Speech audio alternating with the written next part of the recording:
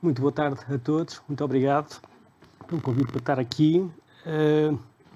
Começaria exatamente como o que o Dr. Nuno Cruz referiu, por referir que o tema do financiamento sustentável, ou seja, o financiamento de investimentos sendo por base de considerações ambientais, sociais e de governação, apesar de não ser um tema propriamente novo, foi um tema que ganhou uma importância enorme nos últimos anos. Isso deve-se ao facto do contexto ambiental ser dramático. Há um exemplo que para mim é muito claro. Portanto, se nada fosse feito, em 2030 a Amazónia seria uma savana. Acho que isto diz praticamente tudo. Nós sabemos que após a adoção em 2015 da Agenda para o Desenvolvimento Sustentável, assente exatamente nos 17 ODS e a assinatura do Acordo de Paris, a Europa decidiu que a sustentabilidade do planeta ia ser uma das suas principais prioridades. A Europa e Portugal foram, respectivamente, o primeiro continente e o primeiro país do mundo a assumir o compromisso com a neutralidade carbónica até, portanto, 2050. Nós sabemos que esta transformação para uma economia mais sustentável vai implicar um nível de investimentos sem precedentes e portanto, esse investimento só será possível através de uma combinação de investimento público e muito mais investimento privado. Também sabemos que todo o enquadramento regulatório, que há bocado falámos disso, está a alterar-se de forma muito significativa portanto, com a integração desta dimensão ESG e, apesar das iniciativas neste momento estarem muito vocacionadas para o setor financeiro e para as grandes empresas, nós também sabemos que as PMEs serão muito impactadas, em particular PMEs que sejam fornecedoras de grandes empresas, também PMEs que necessitem de financiamento para crescer, e será, pois, essencial apoiar a transição destas empresas, de forma a assegurar que as mesmas, de forma progressiva, também respeitando o princípio da proporcionalidade, integrem fatores ESG na estratégia e modelo de negócio e também sejam transparentes na divulgação de informação financeira e não financeira, para terem acesso a financiamento em condições competitivas e serem sustentáveis não só do ponto de vista financeiro, mas também do ponto de vista ambiental. E é exatamente para falar dos desafios e oportunidades para as PMEs que temos a doutora Cláudia Monteiro, Head of Procurement do Grupo Montepio, o doutor Nuno Moreira da Cruz, portanto, CEO do Center for Responsible Business e Leadership da Universidade Católica de Lisboa, e o doutor Artur Couto, Senior Manager da Ernst & Young, que espero que esteja connosco de forma não presencial. Eu acho que sim. Está. Confirma-se. Então, se calhar começaria por perguntar, e isto seria uma pergunta para os três oradores, qual é a situação atual da maioria das PMEs portuguesas no que respeita à sustentabilidade e transparência e para onde é que acham que caminhamos? E perguntava também se acham que as PMEs nacionais olham para este novo enquadramento político ou regulatório europeu e também nacional no domínio da sustentabilidade como uma ameaça ainda ou já a pensarem também nas oportunidades que daí advêm. E se calhar começaríamos pela Cláudia. Pode ser. Boa tarde a todos. Agradecer o convite uma vez mais, é um gosto estar aqui. Eu posso dar a minha visão, enquanto responsável da Central de Compras do Grupo Montepio, aquilo que eu sinto ao trabalhar no mercado nacional, em grande parte, e a forma como as nossas empresas acabam por interagir connosco nesta temática. Eu concordo com o Nuno. Aquilo que for para as grandes tem que ser para as pequenas e temos que ir todos juntos, não é? Existe aqui um caminho a ser trilhado, existe já uma preocupação com a sustentabilidade também, na minha opinião, por parte das pequenas e médias empresas. Existe, certamente, alguma dificuldade em saber como demonstrar aquilo que já têm dentro das suas empresas, como nos comprovar que têm determinados hábitos de trabalho e de produção até e de fornecimento. Mas caberá a nós, enquanto, uma vez que eles vão ser nossos fornecedores, ajudá-los nesse caminho, ajudar que tipo de evidências é que eles nos podem demonstrar e apresentar para nós termos essa clarividência e passarmos a estar nesse caminho junto. é um caminho, sem dúvida que é um caminho. E eu acho que todos juntos podemos trilhá-lo desafiante. Certamente desafiante, mas capaz de conseguirmos em conjunto. Passar para casa? Passamos para casa. Em primeiro lugar, deixem-me agradecer o convite e a oportunidade de estar convosco. A última hora teve que ser online, mas espero que funcione e digam-me se em algum momento deixarem de me ouvir.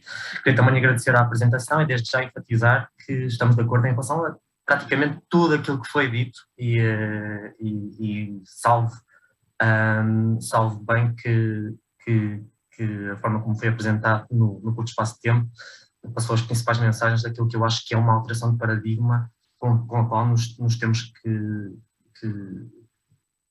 cada vez mais considerar e tomar conta para todas as vidas de todos nós. No que diz respeito à questão em concreto, eu diria que nós sabemos que é um ponto de partida de cada uma das empresas, que umas vão ver mais como oportunidade, outras mais como ameaça, e ainda estamos num momento em que todas têm muito caminho a percorrer. E diria também que há novos modelos de negócios sustentáveis todos os dias, mas também há empresas que não se vão conseguir adaptar, e temos que isso é uma realidade que nós temos que conseguir aceitar. Esta alteração de paradigma que eu falo, para mim, tem todas as características de qualquer outra alteração de paradigma ou de uma disrupção das quais nós já vivemos ao longo do tempo, sendo que esta também vai ter esse desafio de termos um conjunto de empresas que não se vai conseguir adaptar e outras que vão surgir e novos modelos de negócios têm que ser adaptados. Diria também, em relação a este assunto, temos vários grupos, tendencialmente quando pensamos em PMEs, pensamos em empresas familiares de 20 trabalhadores, em que a receita é geralmente reduzida, e sendo que há exceções, acho que podemos sempre pensar que será possível pensar nisto como uma oportunidade também, se conseguirmos dois aspectos concretos. O primeiro é o alinhamento de incentivos, garantimos que temos o alinhamento certo para que à nossa escala temos a transformação de todos os modelos de negócio.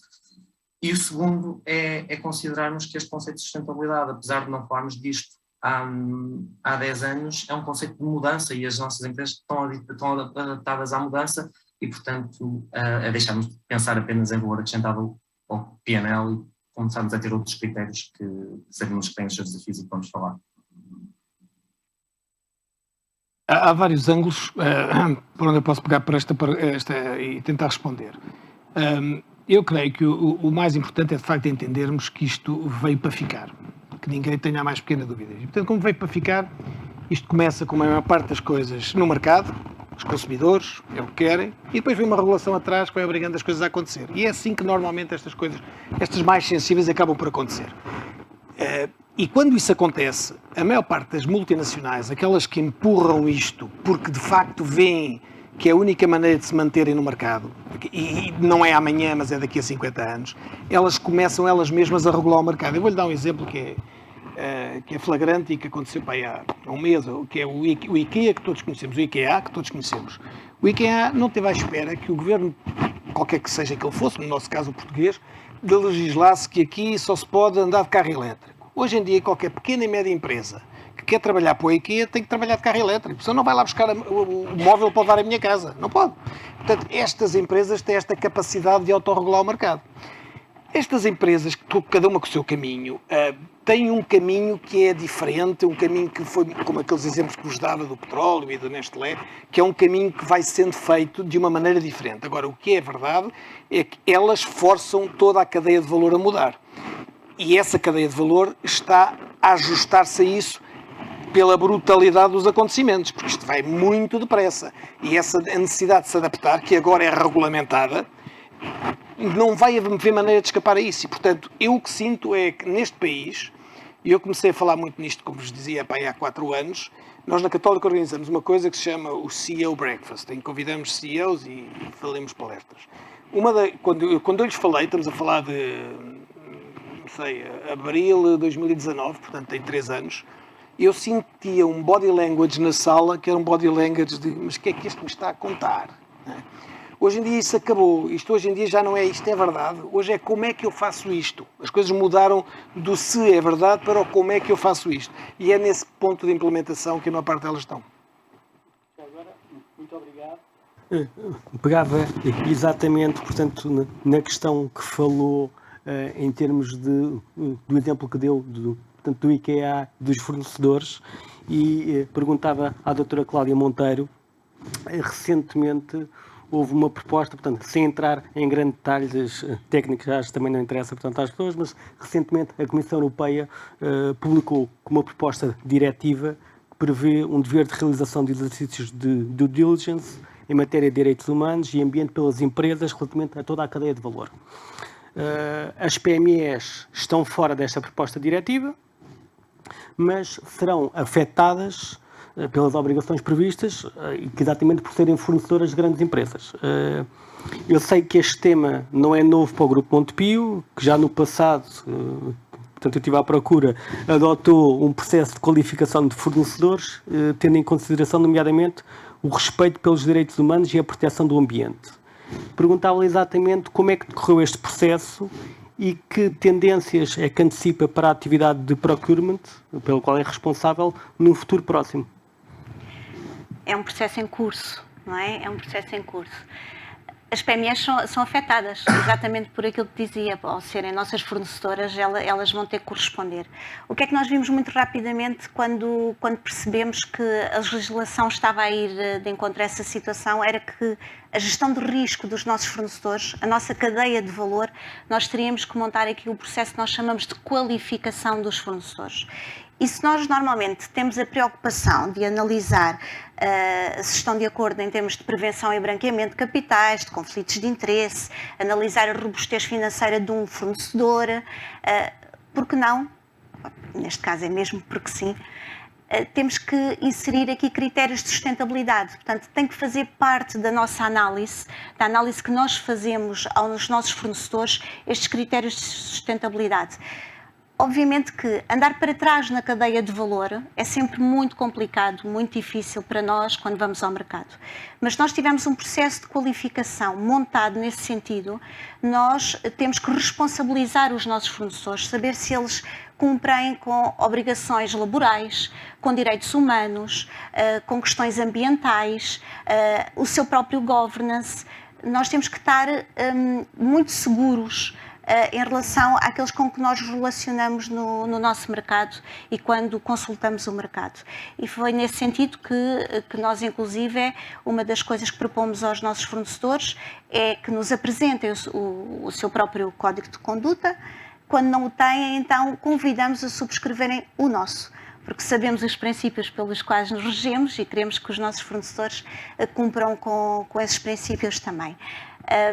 Portanto, eu acho que é passarmos a olhar, e foi isso que nós fizemos no Grupo Montepio, passarmos a olhar para a gestão de risco de fornecedores, para a nossa cadeia de valor, com quem nós nos relacionamos, quem chega a nós para ser nosso fornecedor, nosso parceiro, porque também é uma parte da sustentabilidade, ajudarmos as empresas e torná-las nossas parceiras, e passar a olhar ao integrar estes critérios de sustentabilidade na nossa análise. É isso que nós temos hoje em dia a acontecer.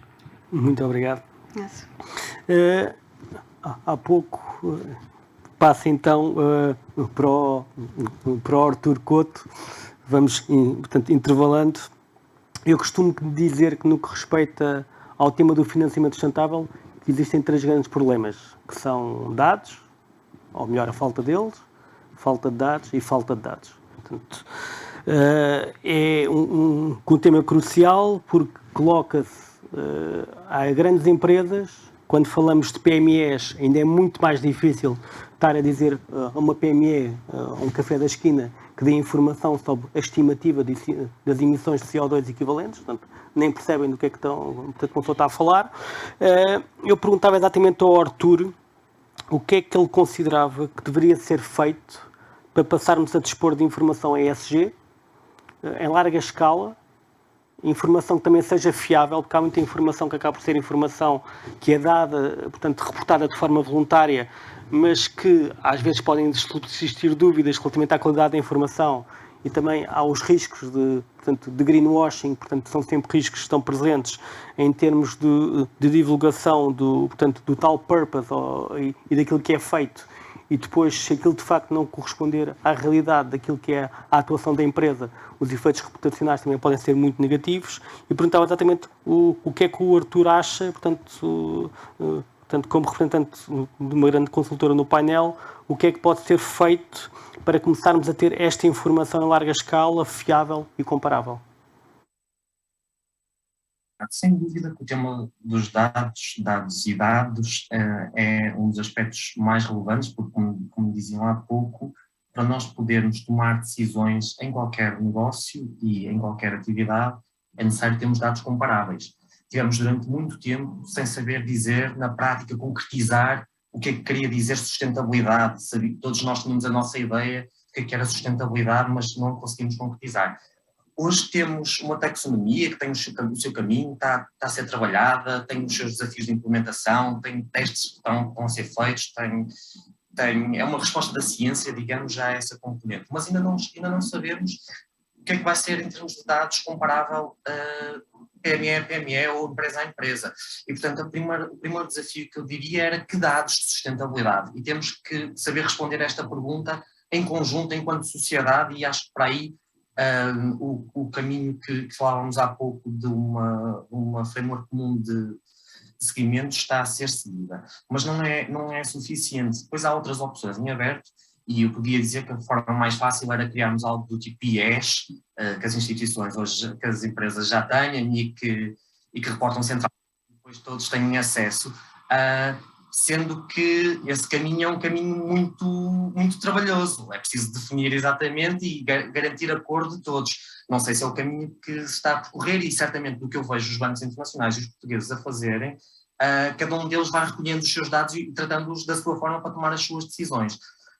E, portanto, apesar de poder haver essa centralização, eu diria que o financiamento sustentável está dependente cada vez mais da capacidade que os bancos vão tendo, enquanto esta framework não está fechada, de ir recolhendo aquilo que são considerados dados, e particularmente os dados de cliente, porque há sempre 3 tipos de dados: de produto, de cliente e de operação, particularmente os dados de cliente, consoante aquilo que é relevante para a sua tomada de decisão. E nós já sabemos que diferentes bancos tomam decisões de forma diferente.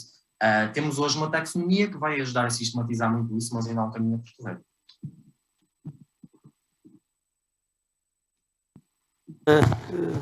Não sei se me estou a ouvir, acho que sim.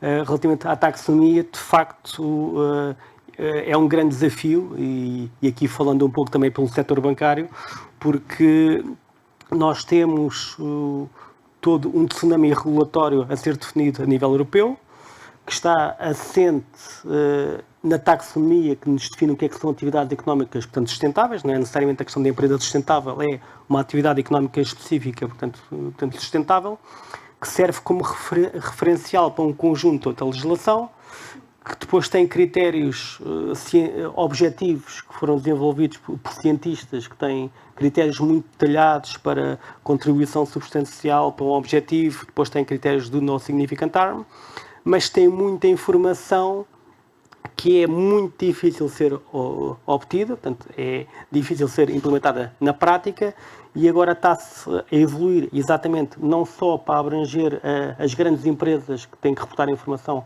ao abrigo da Diretiva de Informação Não Financeira, mas também a questão das PME através, portanto, da divulgação de informação obrigatória sobre um rácio de ativos verdes e de um rácio de financiamentos a PMEs. Portanto, digamos que temos uma grande pressão, portanto, regulatória, temos uma vontade que é transversal ao setor financeiro como ao setor empresarial. A dificuldade depois é como é que se consegue de facto fazer as coisas e portanto, ir fazendo isso com as limitações de dados, portanto, que existem. Se calhar agora perguntava ao Dr. Nuno Moreira da Cruz, que há bocado ficou muito clara, portanto, a ideia, portanto, e o entendimento que tem, que isto é algo, portanto, que tem que ser incorporado por todas as empresas, quer sejam grandes empresas, quer sejam pequenas empresas. Nós sabemos que as pequenas empresas têm muito mais limitações em termos de recursos, portanto, e de capacidade para, portanto, reportar informação.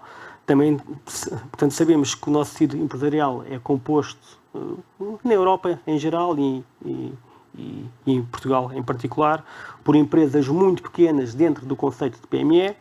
Portanto, começava por perguntar, portanto, relativamente ao trabalho que tem tido no Center for Responsible Business and Leadership da Universidade Católica e das interações que tem tido, não sei se tem sido, portanto, só com executivos de grandes empresas, ou provavelmente também, portanto, apanham empresas de menor dimensão, que caem no conceito de PME. Qual tem sido a vossa experiência concreta na interação com esses executivos e quais é que considera que são os primeiros passos que uma PME deve dar neste caminho para a sustentabilidade e para a transparência?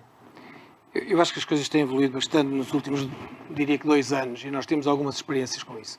A primeira é, olha, um exemplo não é bom nem mau, vinha a sair e estavam-me a dizer isso. Nós fizemos através do IAPMEI, anunciámos que íamos fazer uma determinada conferência sobre estas coisas, e em 24 horas tivemos 120 PMEs, que isto era só para PMEs, 120 PMEs interessadas nisto, portanto, e era algo que eu lhe garanto que há um ano atrás isto não acontecia. Portanto, é evidente que é um tema que está em cima da mesa, porque sobretudo vai mexer na carteira, não é? Das pessoas. E eu que sinto isso, olha, outro exemplo, não é bom nem mau, mas é deste fim de semana.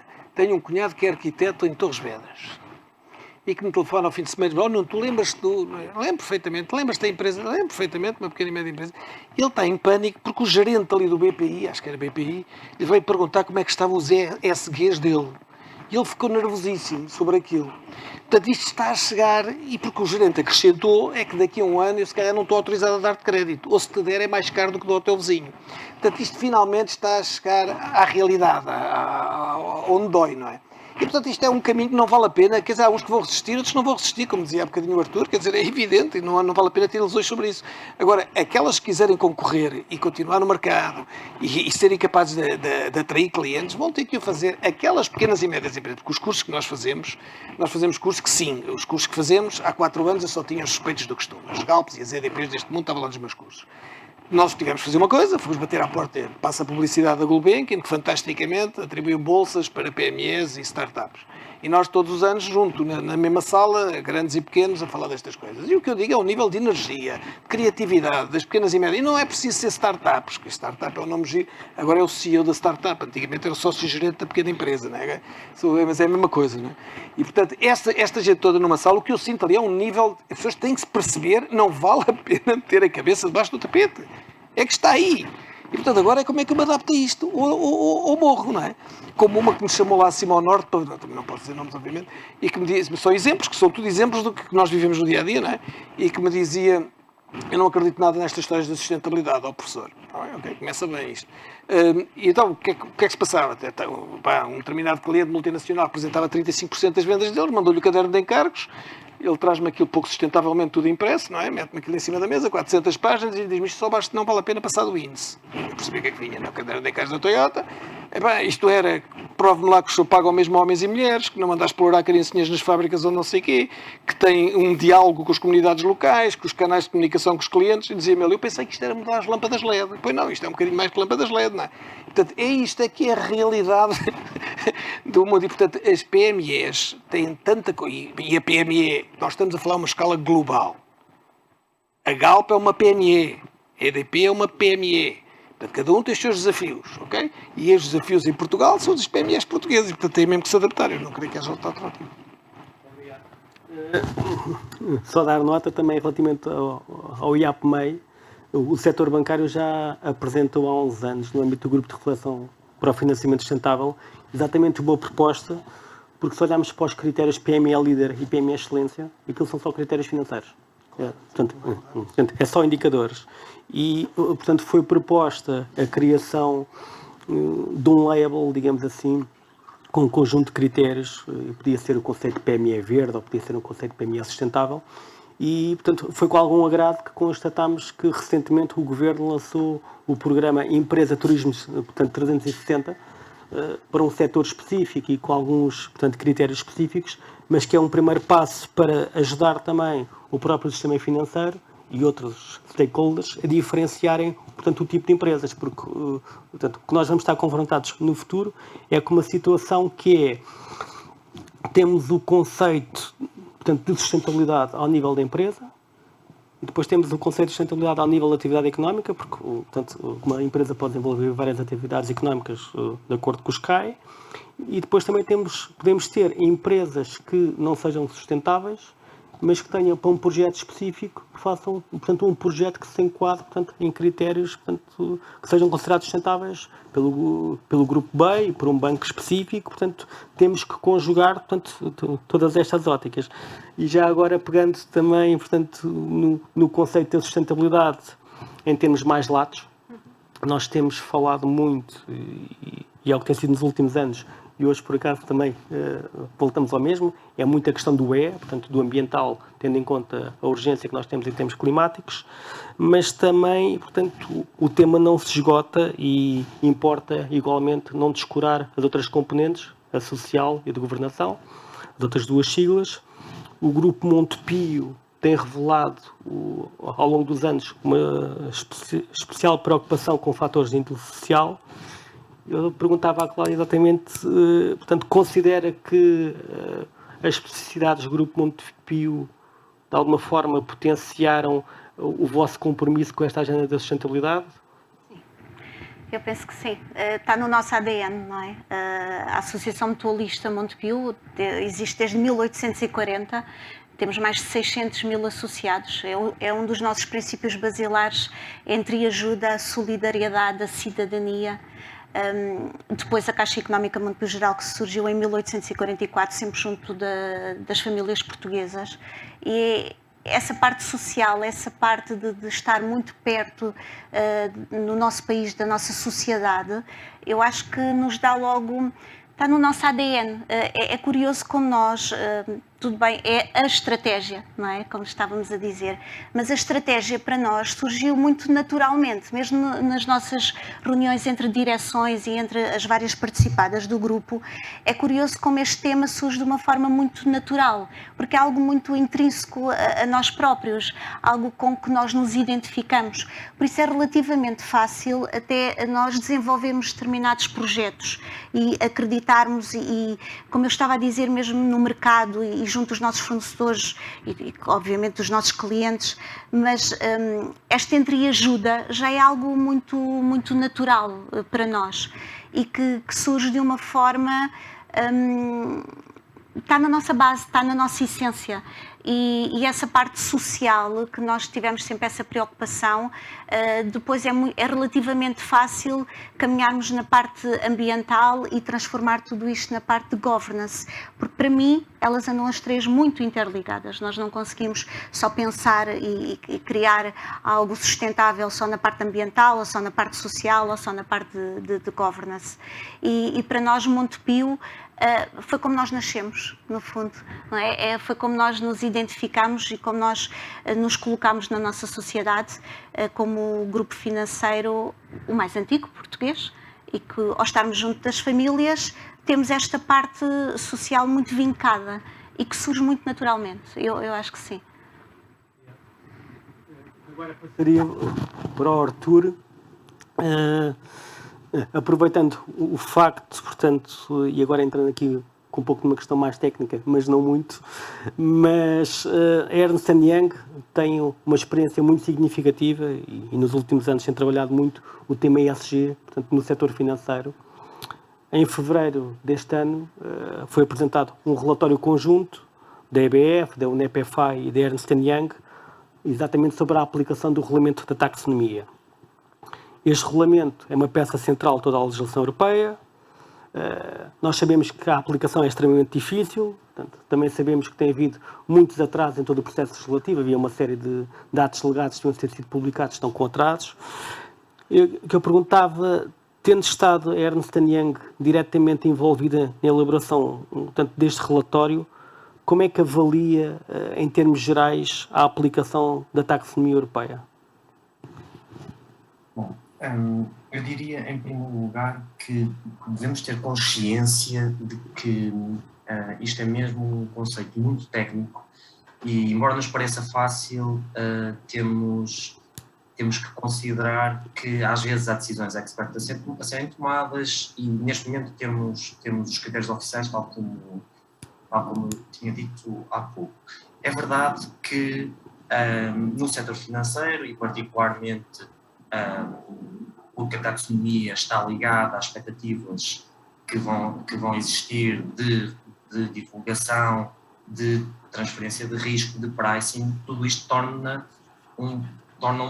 um processo muito mais prioritário porque, como nós queremos e como dizíamos há pouco, leva a que os bancos tenham que alterar os incentivos e há pouco falava do exemplo de alguém do BPI que tinha questionado. Essa realidade é algo que vai acontecer. Sabemos também que, efetivamente, a taxonomia tem um período transitório grande e não está ainda totalmente fechado. Temos ainda apenas dois dos critérios a considerar. Temos uma nova taxonomia social. Portanto, é um caminho que vamos estando a percorrer, mas é o caminho. Eu costumo fazer muito um paralelismo perante estas dificuldades e sabendo que é o caminho certo, porque toda a minha vida trabalhei em banca e no início da minha carreira, às vezes nós falávamos em dados de risco de clientes e em como avaliar o risco de clientes e havia diferentes definições do que era um incumprimento do cliente, havia diferentes definições do que era a perda dada a um incumprimento, como é que eu faço um modelo de rating de cliente, o que é que eu avalio em termos de capital face ao risco que tomo e ao longo dos últimos anos, dadas as crises, toda a banca a nível europeu e certamente particularizando para Portugal também fez esse caminho de olhar aos dados e de passar a ter estes conceitos cada vez mais interiorizados no seu processo. E hoje em dia as decisões na banca são todas baseadas em critérios de risco também. E, portanto, eu diria que a taxonomia tem os seus desafios de aplicabilidade prática. Nós vemos um dos grandes desafios é a aplicabilidade para depois as empresas que não estão sujeitas neste momento à divulgação, que têm desafios em termos da verificação e os custos da sua verificação, mas no global o que temos que considerar é que, por um lado, se não o fizermos, nunca vamos ter os incentivos alinhados para fazer a transformação das empresas e do setor financeiro que vai fomentar, e por outro lado é o caminho que temos que seguir, porque se não tivermos um caminho tecnicamente certo em termos científicos, estamos sempre abertos às possibilidades de greenwashing e aos ratings de sustentabilidade que são mais ou menos possíveis de ser re-engineered por entidades externas. Obrigado, Artur. Doutor Nuno Moreira da Cruz, acho que já sei qual é que é a resposta que vai dar, mas, portanto, vou colocar a mesma a questão relativamente aos 3 Ps, portanto, People, Planet and Profits. Existe quem defenda que tende a existir uma correlação positiva entre estes 3 fatores, mas também há quem alegue que ainda é necessário, portanto, evidência empírica mais robusta. A própria EBA está a avaliar agora, portanto, se em termos prudenciais se justifica, portanto, esse tratamento prudencial para os bancos. Eu perguntava qual é que é a sua opinião, portanto, tendo em conta que os lucros são fáceis de medir, mas os impactos sobre as pessoas e o planeta, relativamente a esses fatores, pode ser mais difícil de definir unidades de medida concretas ou KPIs. Portanto, como é que vê, de facto, face ao conhecimento que tem em termos académicos, a existência de evidência empírica, e estamos a falar de estudos concretos que tenham sido, portanto, realizados, que justifiquem que, de facto, que do ponto de vista financeiro, digamos assim, se justifica, portanto, esta correlação? Nos últimos, eu diria que nos últimos, não sei, não quero dizer, de 3 a 5 anos, não há mês que não saia um estudo a provar esta ligação direta entre todos estes temas e os resultados. E a questão mete-se muito facilmente naquilo que eu vos dizia do Business Case for Action, porque isto mete-se depois Isto leva mais vendas ou não mais vendas? Leva-me a maior margem ou não me leva a maior margem? Com isto reduz custos ou não reduz custos? Qual é o impacto no valor da ação? Que tipo de dividendos é que eu posso dar com isto? E esses estudos são recorrentes. Há uns mais sólidos, outros menos sólidos, como sempre acontece nestas coisas. Agora, eu acho que tentar negar esta evidência é tempo perdido. É como tentar provar outra coisa qualquer que já está provado. Portanto, isso aí não acho que seja um caminho. O caminho que vai ser muito interessante, na minha opinião, e eu passei ali muito a correr um tema que é absolutamente fundamental, que é toda esta história do contabilidade de impacto. Porque no momento em que nós formos capazes de medir o impacto e metê-los nas contas, eu acho que a parte ambiental vai ser relativamente mais fácil, porque é mais fácil medir o CO2, emissões de CO2, poupanças de água, essas coisas. É relativamente, embora há aqui muitas questões para tratar sobre isso, mas o benchmark aí vai ser fundamental. As questões sociais são mais complicadas. Como é que se mede o valor de ter mais uma mulher no board? Aquele estudo que eu vos falava de Harvard já lá vai. Se querem curiosidade, vão ver. Como é que se mede um trabalho que eu dei recentemente aos meus alunos, que eu pedi-lhes a fazer isso e disse, vão lá ver não sei que exemplo é que era, acho que era a Nike em Bangladesh, quando produz os ténis, quanto é que eles pagam de salário. Eles foram ver e disseram, imaginemos que o salário mínimo no Bangladesh são 100 e a Nike paga 120. Então tem aqui 20 custos que não deviam ser, estão a pagar mais, portanto isto são 20 custos que não devia ser custos, portanto a metade devia ser melhor. Estão-me a acompanhar? Mas depois veio outro e disse, não, porque isso não é assim, porque não é o mínimo, ele devia pagar o living wage, não é o minimum wage, e portanto o living, eles ainda estão muito longe do living, portanto aquilo devia-se afetar-lhes era mais as contas. Portanto, do ponto de vista social, as coisas são muito mais difíceis de medir, mas vamos lá chegar. Eu não tenho dúvidas nenhumas. No outro dia dizia o Ronald Cohen, que tem um livro que eu vos recomendo, não tem comissões sobre o livro, chama-se Impact, e ele é o pai do Impact Investing, e ele é que está a financiar muitos destes estudos de Harvard. E no outro dia estava a fazer uma conferência no INSEAD, estes luxos da pandemia, que se consegue assistir a conferências fantásticas sem sair de casa, e ele estava a falar no Impact Accounting, e depois o ceticismo na sala era grande, não é? Mas como é que isto se vai medir e tal. E ele deu uma resposta brilhante, que foi, meu amigo, minha amiga, que era uma senhora, minha amiga, há 100 anos atrás, em 1930, também ninguém acreditava que um dia teríamos contabilidade única e universal para todos. Os brasileiros, a medir da mesma maneira que os americanos e que os chineses, não existe, é o que temos. Portanto, 100 anos depois, é o que nós precisamos, é meter estas coisas todas nas contas, é que não há outro caminho nestas coisas. E, portanto, eu acho que isto são evidências de que, mais tarde ou mais cedo, estes impactos vão estar mesmo nas contas. Mas mesmo em termos ambientais, portanto, apesar de poder ser mais fácil, é uma grande questão que ainda se coloca, que é a questão exatamente que referi há bocado, da internalização de algumas, portanto, externalidades. E, por exemplo, podemos pensar numa coisa muito simples, como temos um turismo de habitação muito sustentável, portanto, no meio do Alentejo. Se eles tiverem que passar a medir os consumos de CO2 dos clientes que vão lá ficar alojados uma noite, que vão de Lisboa, não sei o quê, a pegada ecológica já não é a mesma só, portanto, da questão de ou seja, terem energia renovável, terem materiais renováveis, portanto, é toda essa questão da mensuração e é uma das principais dificuldades, mesmo para o sistema financeiro, é exatamente ajudar, portanto, as empresas a fazerem essa transição, internalizarem, portanto, essas externalidades todas, mas ao mesmo tempo assegurarem que não há efeitos disruptivos em termos, portanto, de financiamento. E que aproveitava, já agora para perguntar também à Cláudia, o Montepio faz vários anos, portanto, é um banco particularmente ativo e eu sei, mesmo ao nível da APB e da Federação Bancária Europeia, no acompanhamento de todas as iniciativas que têm, portanto, surgido, e a perguntar em termos mais concretos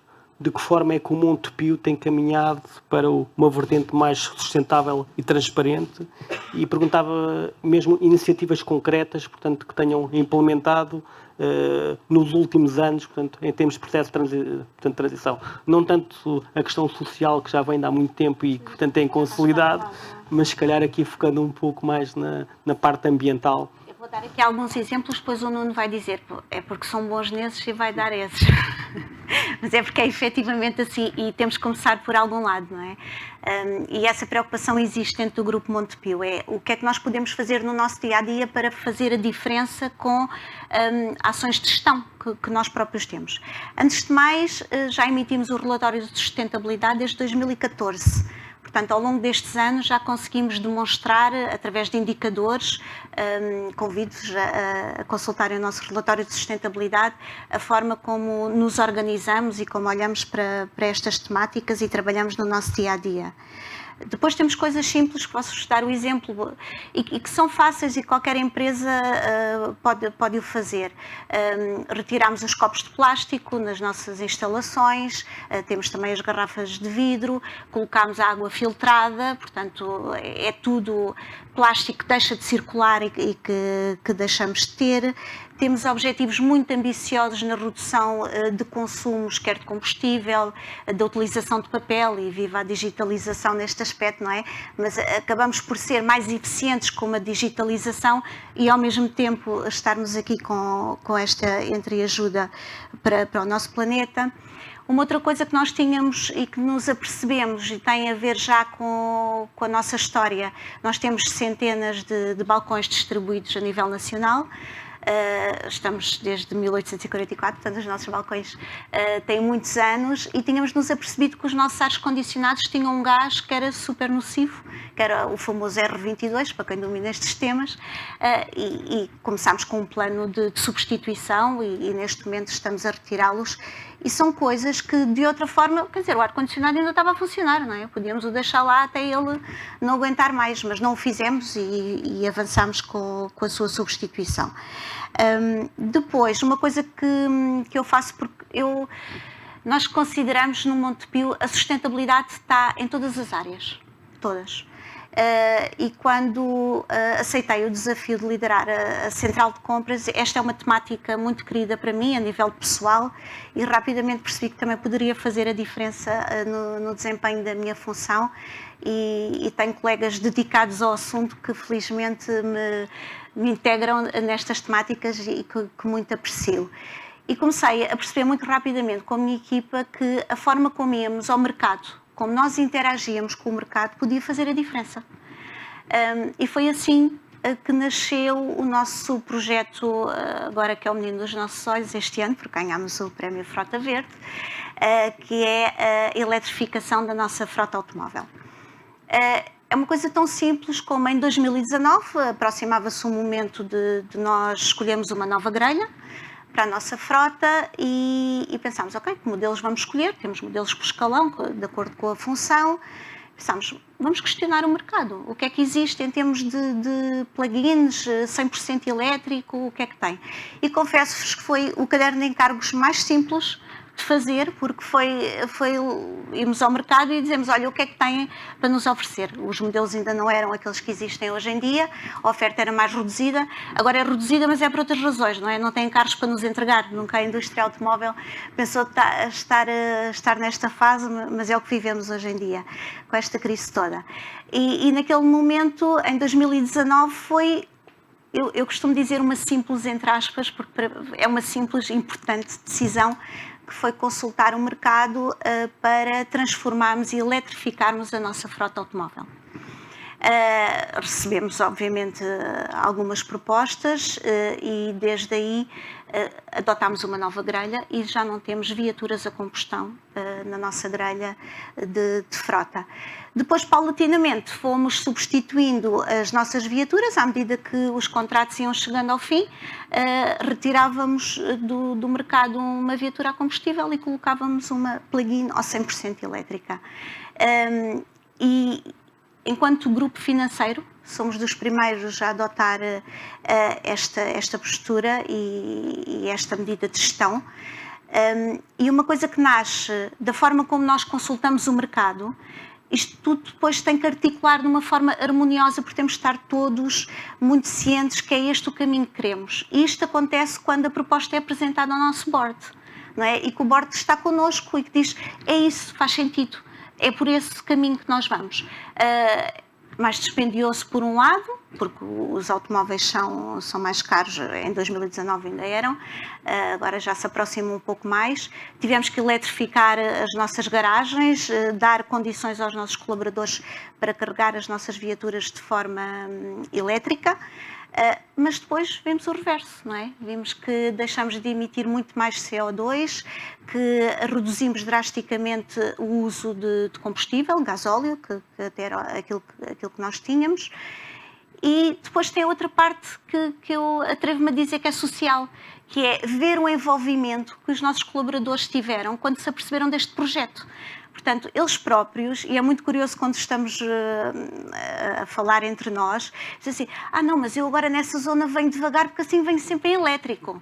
Não é? Portanto, há uma mudança de comportamentos, há todo um adotar este projeto, as pessoas identificam-se, há o tal propósito, não é? Faz sentido para a instituição, faz sentido para os nossos colaboradores, e este ano, quando concorremos ao Prémio Frota Verde, que é dado pela ADEN através da Fleet Magazine, portanto, nós passámos por um processo rigoroso de análise de certificação energética da nossa frota, no fundo é isso, e ver que a nossa ideia e o nosso propósito naquele sentido tinha sido reconhecido e os dados, os famosos KPIs, estavam lá, portanto significa que algo que nós idealizámos e pensámos tinha um resultado. E tinha um resultado não era só para a nossa instituição, tinha um resultado para a nossa comunidade, para o nosso país, para o nosso planeta. E eu acho que é aí que empresas como nós, o nosso tecido empresarial pode fazer toda a diferença. Cada um nas suas funções, nas suas políticas, nas suas estratégicas, na sua estratégia, pode fazer esta diferença. E este é só um dos exemplos, e depois são, a nível de... Eu tento sempre aqui puxar, peço desculpa, mas as compras, isto é viciante. Integrar critérios de sustentabilidade, obviamente. Eu conto só aqui muito rapidamente, foi logo no início da centralização de compras no Grupo Montepio.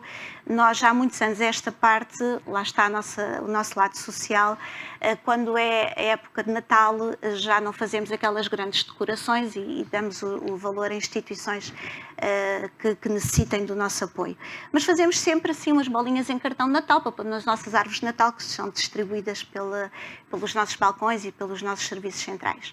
E houve um ano que o marketing fez-nos chegar o pedido, nós lançámos a consulta ao mercado, e estávamos a falar com o fornecedor, e ele dá-nos um determinado valor e diz, mas este ano isso está mais caro, o que é que se passa com este ano? Sabe, é que as medidas que vocês enviaram eu tenho que utilizar mais uma peça de papel. Eu disse, mas mais uma peça, mas qual é a diferença? Bastava cada bolinha ter menos de 2 milímetros. Eu disse, não deve ficar em nada em causa, não é? Falámos com o marketing. São situações que, se nós estivermos alerta, fazemos a diferença. E, obviamente, que a bolinha levou menos de 2 milímetros, mas poupámos peças de papel. Isto é integrar critérios de sustentabilidade, preocupação no dia-a-dia. E isto faz correntemente. E cada um de nós, nas suas funções, pode fazer isto. E é muito a nossa postura, em termos de Grupo Montepio, é pensarmos todos os dias, como é que podemos fazer a diferença com as nossas ações, nas nossas funções, com as nossas atividades e trazer. Um exemplo interessante, porque ainda há cerca de uma semana também tive uma sessão com a ADEN e esse caminho que foi feito pelo Montepio relativamente aos carros elétricos e aos postos de carregamento é algo que vai ser imposto pela legislação. Nós estamos a andar, portanto numa situação que parte... Sempre fomos visionários, está a ver? Não, mas parte é imposto pela regulação, mas também há essa consciência que falava há bocado das próprias empresas sentirem a necessidade, portanto, de dar esse passo. Mas vai ser necessário para edifícios de escritórios, para edifícios de habitação, ter os postos de carregamento. Vai deixar de ser possível vender casas que não tenham um certificado energético com um determinado nível, que estão definidos anos, a partir do ano tal, alguém quer vender uma casa, se não tem aquela coisa, não pode vender nem lugar. Portanto, é um mundo novo que estamos, portanto, que está a alterar. Não querendo tomar muito mais tempo, e como estamos quase no final, eu sei que tudo claro, vai ter que sair, tenho não é? mal às 6h15 e não gosto de chegar atrasado. Veio de moto, não?